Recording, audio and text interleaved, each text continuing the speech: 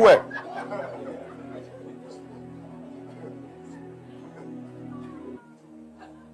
When people can successfully do unscriptural things in public view without any remorse, you need to now ask, what spirit is at work here? Because no matter how your title is, it doesn't give you more authority than the Bible. If the Bible is still the ultimate authority and the voice of the Spirit,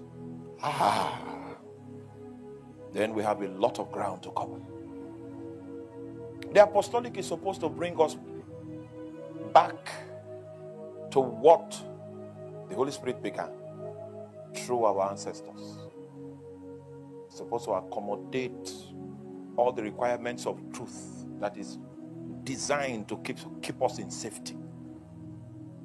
So when the Holy Spirit did the summary of the book of Luke, he said the things that Jesus began both to do and to teach. So before Jesus taught, Jesus did. There were things he did. His teaching ministry was based on his doing life. And if you read the book, read the Gospels, you will find out the doing life of Jesus. This is the description of the times of Jesus, the life and times of Jesus. He lived to do his Father's will. That was the summary of the description of Jesus' motivation. Everything he did was to satisfy the will of his Father. So if we say Jesus did before he taught, the doing is living under the authority of his Father and modeling the example of obedience. That was the description of his life. Because Adam modeled rebellion, Jesus modeled obedience. Are you there? Still there? Yes. So this is the equation. For 3 decades of obedience, Jesus had 3 years of teaching ministry. But for most of us, it is for 3 years, not easy up to 3 years. 3 years of obedience, you want to do 10 years of teaching ministry. That's why your teaching doesn't have authority.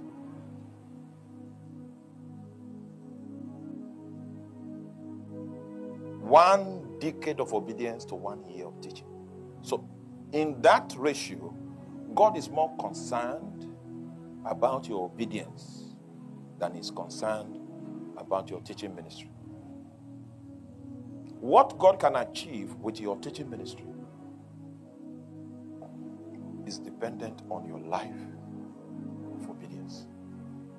The preacher that thinks that ministry is talking is a professional preacher that doesn't have any stroke of authority upon his life. So he goes to East Legon, gets a powerful horse, say this is the neighborhood of millionaires. Then he comes with a bow tie. You can do that drama for a while until a demon in the neighborhood takes notice of you. Then you will find out that you don't have the resources to contend with that spirit. And part of what is happening now is that unlicensed people, unauthorized people, God is beginning to expose them. And the exposure will gain more momentum across 3 years.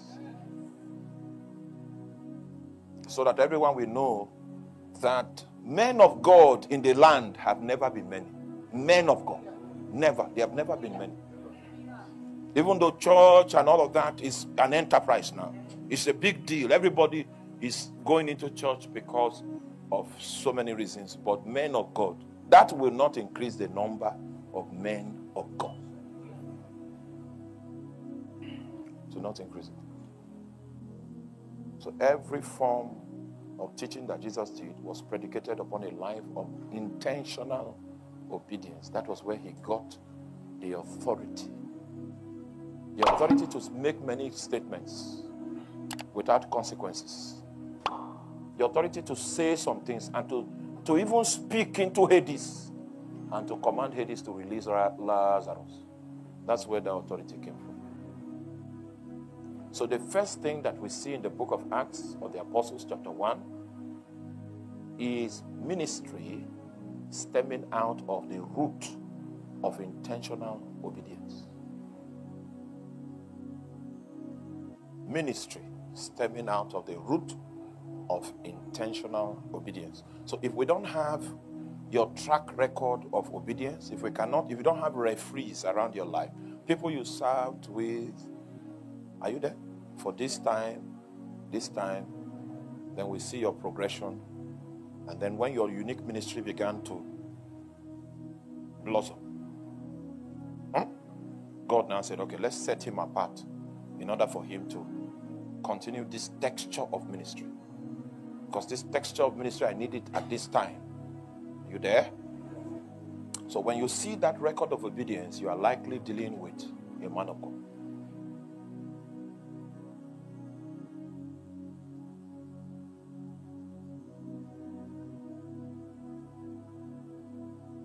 Most men cannot even introduce their wives in public because they've seen them with strange women at the corners, and it's difficult to make a public presentation and say, this is the woman I've been with, because then you will now discover that the men of God are few. Because the mark of ministry is that your life must come out of, your ministry must come out of your life of obedience. When you are obedient to God, nobody pays you salary for that. So it's not a lucrative venture.